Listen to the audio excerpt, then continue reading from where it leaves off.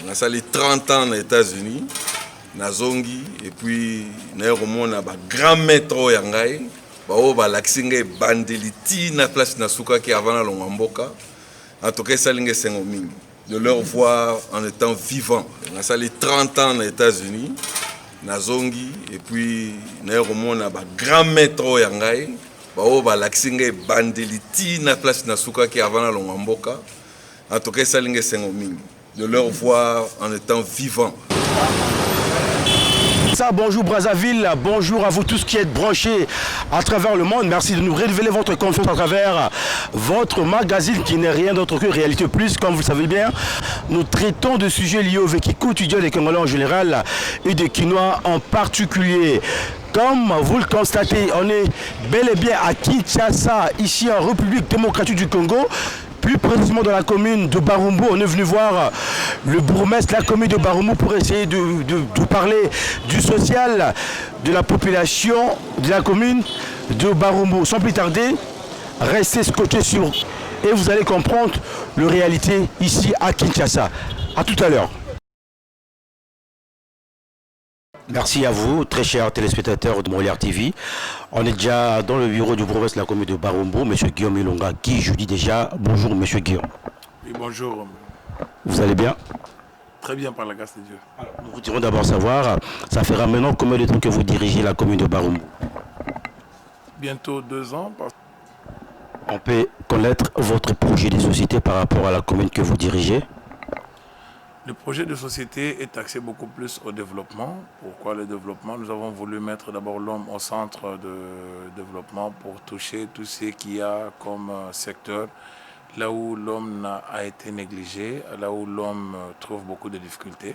C'est comme ça que nous sommes dit, nous devons d'abord voir que notre commune soit donc une commune qui sera tournée beaucoup plus vers le développement afin que la population trouve son compte, afin que la population aussi accompagne cette vision de la modernisation par rapport à la méthode de gestion et aussi faire profiter à Barumbu ses propres richesses, ses propres avantages par rapport à sa position géographique.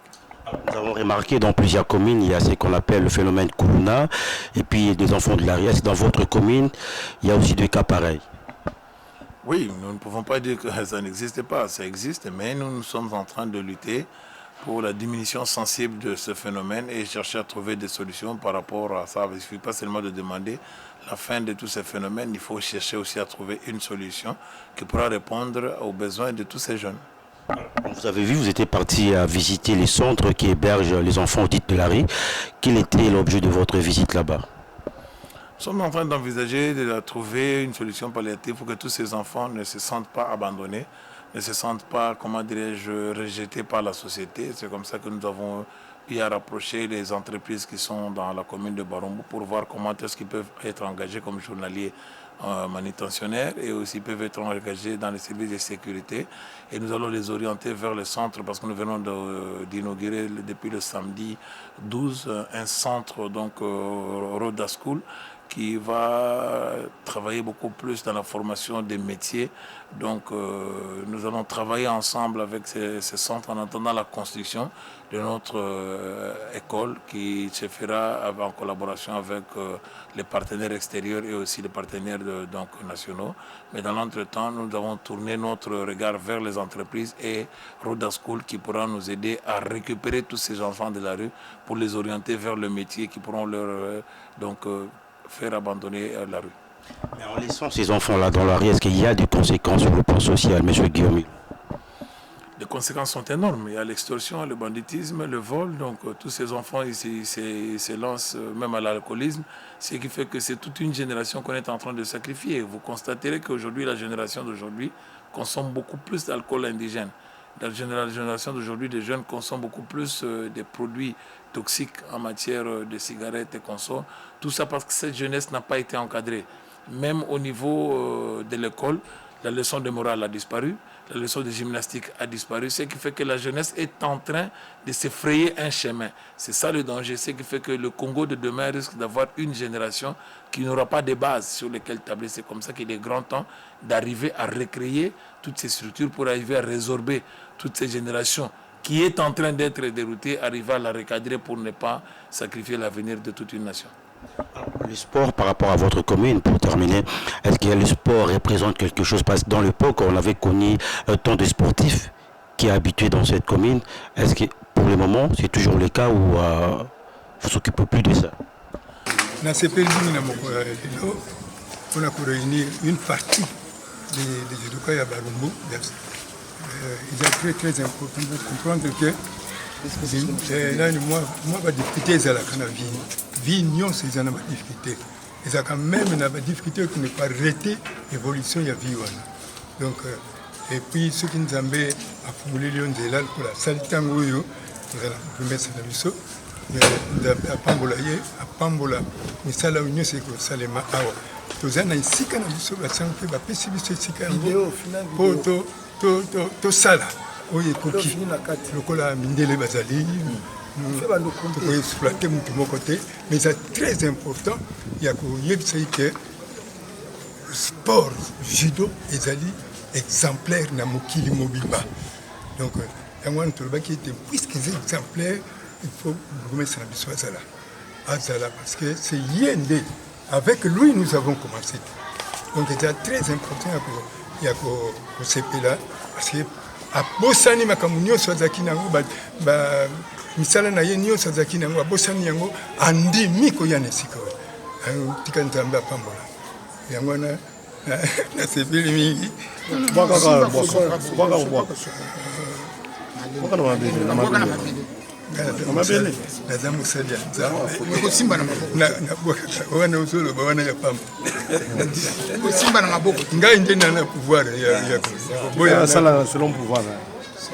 te remercie, éternel, notre Dieu.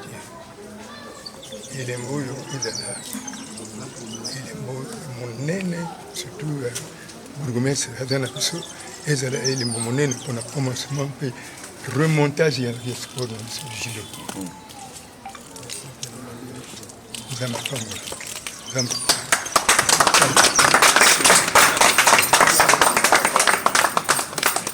Zelo yangoyo papa misala ezonga batitre ezonga na Congo na Kisasa pe na Afrique na judo club Saint-Paul lokola ye moko koko na biso papa na biso ikone na biso abwaki mabele oyo na ba oyo nyonso bokenda tozongisili bino lokumu me boyeba ke bozongisila biso batitre na biso na bavictoire na biso na kombo na Yesu amen. Merci. Photo.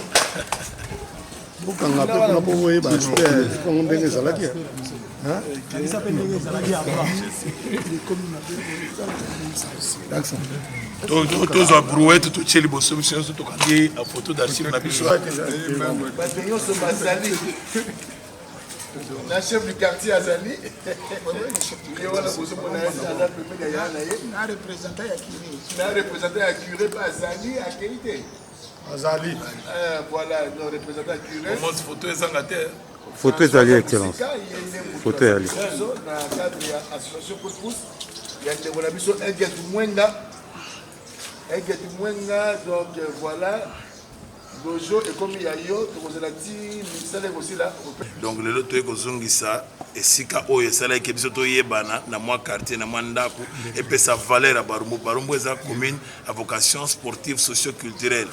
Donc je crois que le lot est redynamisé ba travaux il y a donc remise en état il y a dojo Saint-Paul où ebimisa ba champion du Congo ba champion d'Afrique représentation ya judo en Afrique centrale ndetino moni ba grand maître ngakuta on a grand maître te nanga élève donc à côté on a un agrément donc ba koko yo pena ba yese biso que non pour meza la kaboy ba koya kaboy ba mala kaboy donc pour tous remettre en valeur dojo na biso to immortaliser pe icône oh le lot aya pena na judo na niveau Afrique centrale. Je crois que il est encore grand temps de écrire l'histoire na biso ya Barumbu avec tous ceux qui ont vécu ce que tali pembeniao ce que zamuta Barumbu tali bilongo yo mo comprendre que en tout cas na se retrouver. Je crois que tina pena to ye côté le ma awalelo donc tout le baki dans les jours d'avenir surtout en 2021 on est sous goût ya sport ningi zaka kala na commune Barumbu judo simple les ongi tu récupérer nous tika qui pas donc ba jiba nani ba club mususu titre, tout doit récupérer. Merci beaucoup, Excellence. Merci. Alors, doyen, encore un mot? Oui, encore un mot? Maître Mokuna. Et qu'est-ce que vous voulez que je vous dise? Le vrai mot, c'est celui que l'autre, notre chef a donné. Vraiment. Parce que plusieurs fois, nous n'avons pas réussi. Mais aujourd'hui que nous avons réussi, lèvons tout. Ok. Vraiment. Alors, Kouloutou. Trop simple. D'abord, présentation. Maître Tada. Maître Tada. Maître Tada. Maître Chikou, vous appelez ça comme Tada. Ok. Comme un japonais. Merci. Le président du Judo Club Saint-Paul. Très bien. Actuel président. Alain Moutombo. Oui, Alain Moutombo. Mon bourgmestre a sa petite moto commenté. Mais quand il y a un commissaire, à sa grand maître. À sa grand maître. Il y a des élèves. Parce que le critère judoka, il y a ce qu'on appelle la simplicité. Il est très simple. C'est la qualité d'un judoka. Un judoka va pour la simplicité. Ce mon judoka est orgueilleux, à judoka. Voilà un bon judoka n'a pas simplicité. Parce que un grand coach au niveau mondial. Voilà, mais il n'y a pas de qui dit ça. Pour faire ça simple, Maître Daï Azali, il faut m'effacer. Maître Daï parle au balai. Très bien. Alors, Maître Daï, Yo Baksinini. Bon, presque le grand maître, le fondateur de notre club, Maître Moukounassi Alobi. Le maire Nabiso, pour l'honneur, d'abord à Bourgmestre Nabiso. Dengue Bango Balobi, vraiment. Ngana yebile na ramusus. Nyonso. Mais moi, je commenté, mais je pense que pour Nabiso, c'est single. Le col à Bourgmestre Nabiso, on doit s'impliquer. Dans le sport, communément en général et en particulier le judo. Et dans le judo club Saint-Paul. Et tombe à maison Gandenge Zalaki. Merci beaucoup. Voilà, on a Kolo Bazali, bateau Sobali. Mais si le loyo, dojo comme il y a AS Bel coup de pouce représenté par François. Bangone Moutouassa la Misala. Ce que Basilici, Baroben Abisso, Tosilisi, Misani Baosala, il faut qu'on puisse expliquer. Misani Baosala, awa. Et puis, on doit combien de temps? Tout ça pour réaménager si dojoté, tout ça pour ça la dojo. Ok. Voilà, tout ça pour ça la namoni to lobby kamambongo te. Faut to ba kamambongo. Ndenge zali awa, tout ça la cotisation, tout ça une cotisation na bana Kinshasa, na bana ya poto. Ils ont continué. Surtout bana Barumbu. Bana Barumbu bien sûr. Bana batinyoso balinga sport. To balinga sport a occupé au compte. Tout ça pour ça la dojo, to ni dojo moko moderne ezala na ville ya Kinshasa. Plus précisément la Barumbu. Na Barumbu. Na Saint-Paul pour makambango bandande pa na biso. Yango toza ko sala appel na mona nyonso ya Barumbu. Na ba sportif nyonso ba contribuer pour placer autokomi na placer tozo lingato dojo ekoma na to comité. Toza ko lancer ba activité, tozo kende, toza ko tonga, mais contribution il faut continuer ko salama pour to koma na niveau to ngito komisa. To wana pour ça ko sala dojo et mati eza couvert na ba ndenge ezalaka na poto. Ba plan déjà ezali yango tozolinga tosala eloko moko ya kitoko poki mingi ndako ekweya moko grand eta nyonso tu batonga wana niveau na vraiment oyo bakonzi balobi wana c'est le maire alobi galmet alobi eza déjà ebele tokobakisa te ndenge mokonzi alobaki tosaloma ebanda tosala ebandi topesi nyonso tu na ONG ya François asala biso biloko omoni ndenge ezali wana baluka mpe kuna otalaka ndenge yango ezali tozongo mais le tozonga na 2021 ozasu boye te esengo na biso nde yango wana. Merci beaucoup. Tokosukisana nzembo na cenge mai makasi ebanda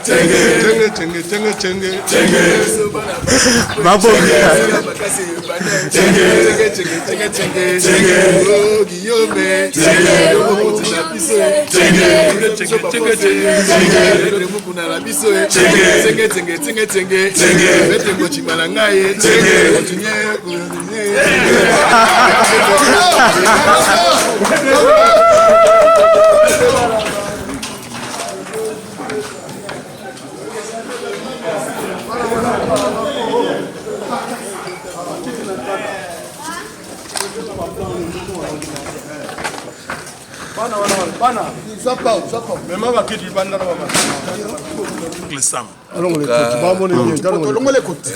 Donc, na sepeli mingi. Na sali 30 ans aux États-Unis.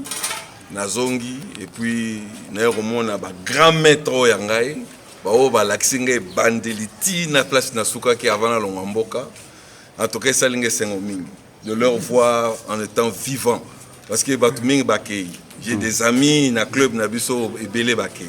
Des amis très proches comme ça. Donc très très proches comme Mfouné. Mais Bakei. Mais les lots, moi, la Barumbo, a dirigé commune. Les lots, on a surtout, on a un atchamo na souka pour n'y attendre malam. Parce que pour tambo la place est belé, pour moi la quantité, pour supporter.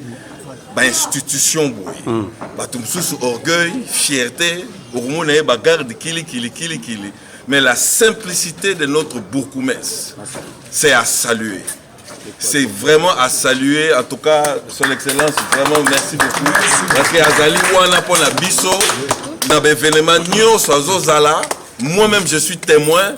Dans mon livre bourgmestre c'est belé awa mais au hasard au temps où l'excellence n'a vu sur Azati.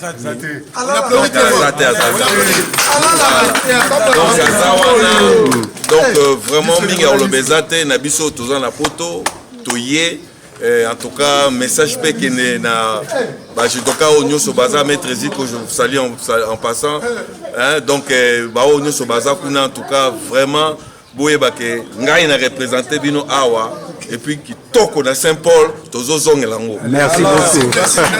Non, le sport fait partie intégrante de la vie de l'homme, c'est tous les jours. Quand vous marchez, vous êtes en train de faire le sport. Quand vous mangez, vous êtes en train de faire le sport. Cela veut dire qu'il faut maintenant arriver à recadrer ce sport pour que ça soit comme tout autre métier, que ça soit donc un art qui pourra développer l'homme dans la maîtrise de soi, dans la culture et surtout au maintien de l'équilibre et surtout aussi à lutter contre l'obésité, beaucoup plus de maladies cardiovasculaires. Bref, l'homme doit lutter dans sa nature et doit connaître sa nature pour arriver à stabiliser sa santé et à pérenniser sa vie. Tout ça, c'est le travail du sport. Donc, ça veut dire que nous devons arriver à donner cette culture et toutes ces notions. Et c'est comme ça que nous appuyons beaucoup plus dans le sport parce que le sport forme l'homme, le sport forge et le sport stabilise l'esprit et surtout la maîtrise de soi. Merci beaucoup, M. Guillaume. Merci beaucoup. Je pense que vous avez écouté le bourgmestre de la commune de Barumbu. Je tiens à remercier mon équipe, Gaulois Mayala, le réalisateur de cette émission et le caméraman professionnel. Et je n'oublie pas, ainsi qu'à vous tous qui nous suivez, vous pouvez nous écrire à travers notre numéro qui est affiché. On est sur WhatsApp, plus 243 81 23 43 864. Soit vous pouvez le faire à travers notre page Facebook, Homos la Noblesse. Homos, ça s'écrit O-M-O-S, espace la Noblesse. En émo. D'ici là, restez branchés